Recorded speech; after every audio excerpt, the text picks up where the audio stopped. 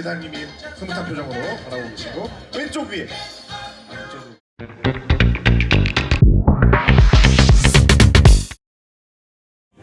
340억 원을 허무하게 날리는 사례가 있었다고 합니다. 아마 앞으로 많은 사람들이 겪을 텐데요. 한 금융사 직원이 AI로 만들어진 임원의 이제 영상 통화를 보고 340억 원을 송금해 버렸다고 해요. 만약에 여러분이 가족의 얼굴이랑 똑같이 하는 사람이 전화 와가지고 돈 보내달라고 한다면 그거 보낼 수밖에 없잖아요. 근데 문제는 뭐냐면 AI랑 우리 가족이랑 구분할 수 있는 방법이 없다는 거예요. 그래서 AI 시대엔 새로운 아이디가 필요합니다. 시기상조라고 느낄 수 있지만 340억 원 송금 사태에서도 볼 수 있듯이 이미 일어나고 있는 현실입니다. 그래서 샘 알트먼이 창업한 Tools for Humanity, 줄여서 TFH라는 회사가 있는데 한국에 런칭 행사를 했고 지금 여기 와 있습니다. 지금부터 나오는 내용들을 미리 알아두시지 않는다면 나중에 큰 손해를 볼 수도 있으니까 영상 끝까지 봐주시기 바랍니다. 샘 알트먼과 알렉스 블러나이는 이런 생각을 했대요. It was going to be the most powerful tool that humans had yet created. It would change the economy, it would change society in all sorts of ways. And the thing that we hoped for the most with AI and the things we wanted to build around AI is that AI would really accelerate people. This idea that AI was a tool that people would use, not an entity on its own, and that people were going to be able to do things in the world that they just couldn't have done before. And we started thinking about the infrastructure that society was going to need if AI really started to happen. You know, what does it take to get to this great outcome for the world? We could imagine a world back then, and even more now, with lots of AI tools that let people do far more than they ever could before, lots of AI agents off doing things, and one thing we thought for sure is that the world was going to need a new layer of infrastructure for this to be able to happen. AI의 진보가 생각 이상으로 너무 빠르게 진행되고 있고 세상이 AI를 이용해서 더 많은 걸 하려면 새로운 인프라가 필요하고 내가 인간이라는 것을 증명할 새로운 방법이 필요하다고. 근데 전화나 카메라, 페이스 아이디는 효과적이지 않고 물리적인 방법이 필요하다고 판단했습니다. 알트먼과 블라나이는 홍채를 선택을 했어요. 이 홍채는 사람마다 무늬랑 형태, 색이 달라서 오류 발생 확률이 1조분의 1 수준으로 80억의 세계 인구를 대상으로 하려면 정확성을 기해야 되고 높은 해상도를 요구하며 이를 위해서는 홍채 인식만한 게 없대요. 그리고 홍채 인증을 위해서는 하드웨어가 필요한데 이 하드웨어가 오브입니다. 오브에 심어둔 최첨단 카메라를 통해서 홍채 코드를 형성하고 형성된 코드를 분산 저장함으로써 안정성을 높였습니다. 쉽게 생각해서 오브에다가 눈을 갖다 대면 홍채 패턴을 스캔해서 월드 아이디라는 신원증명 토큰을 형성합니다.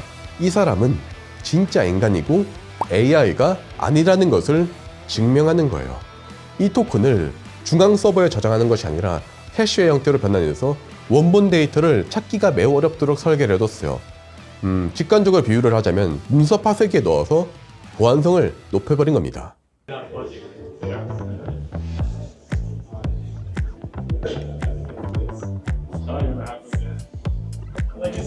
이런 애들이 아무래도 보니까 MLCC가 엄청 많이 들어가 있거든요. MLCC가 삼성전기에서 만드는 건데 반도체 제조의 쌀이라고 불려요.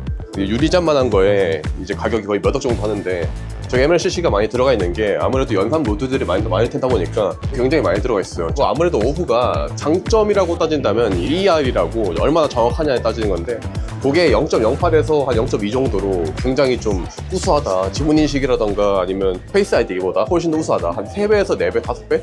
그 이상까지 우수한데 단점이라고 한다면 저는 이제 MLCC 같은 것들이 많이 들어가고 그 외에도 적외선 센서라든가 카메라라든가 이런 것들이 많이 들어가다 보니까 가격이 굉장히 아마 비쌀 것 같다.